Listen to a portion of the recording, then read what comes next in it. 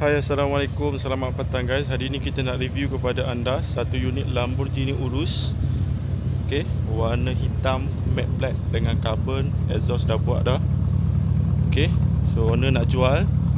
Yang mana kata berminat boleh tengok full sampai habis video ni. Rim dia besar Ini dia punya rim, kaliper warna hijau. Interior dia warna hijau. Ni dia punya kaliper. Okey, kaliper brake pakai ceramic brake. Ini dia punya rim, besar rim dia. Carbon, banyak carbon part lah. Okey, ni bahagian depan dia. So yang mana kata berminat nak cari Lamborghini Urus, boleh contact kita. Color warna hitam dengan interior dia warna hijau dekat bahagian dalam. Ini dia punya carbon part Okey, carbon part. Carbon part juga. So yang mana nak cari, bonnet hook, satu bonnet ni dia pakai carbon. Ini bahagian depan dia. Okey, ini bahagian depan. So yang mana kata berminat boleh tekan link dekat bawah. Ini bahagian sisi kiri. Okey, tayar ni pun masih baru lagi. Okey, ni pun pakai carbon juga. Bahagian mirror housing, atas bonnet ada sunroof. Okey, ada panoramic roof. Dia tak boleh buka lah, dia kaca saja. Spoiler. Okey, ada daktil lagi sini, daktil Lamborghini. Okey, yang mana kata berminat boleh contact kita. Kita nak belanja dia punya belakang. Sekejap kita nak tengok dia punya dalam, jom.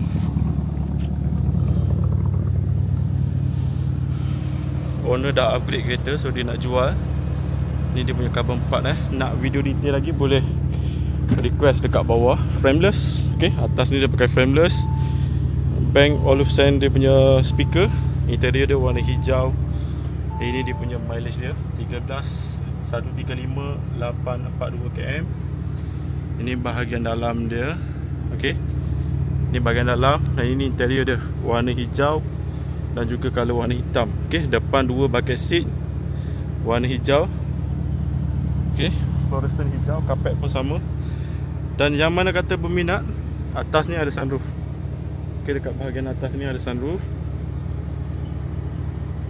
So yang mana kata berminat nanti boleh komen dekat bawah ataupun tekan link ke description WhatsApp saya. Ini bahagian dalam dia. Okey, ada banyak mode untuk kereta ni, nanti kita akan tunjuk. Dan ini bahagian belakang. Okey, belakang dia macam executive lah, ada monitor. Okey, ada monitor dua kiri kanan. Dan belakang dia pakai bucket seat juga macam yang depan punya. Okey, dua, satu kiri, satu kanan dengan handstand dekat bahagian tengah. Okey, nampak? So, yang mana kata berminat boleh contact kita. Lamborghini Urus, owner nak jual, dia dah upgrade kereta baru. So yang mana pandai nego, insyaAllah dapat harga the best lah. Nak pakai, boleh contact kita. Okey, boleh contact dia, boleh datang ke showroom untuk view dan juga test drive. Okey, nak request video yang close up, video lagi rapat, lagi dekat, boleh tekan dekat bawah. Okey, ada sport.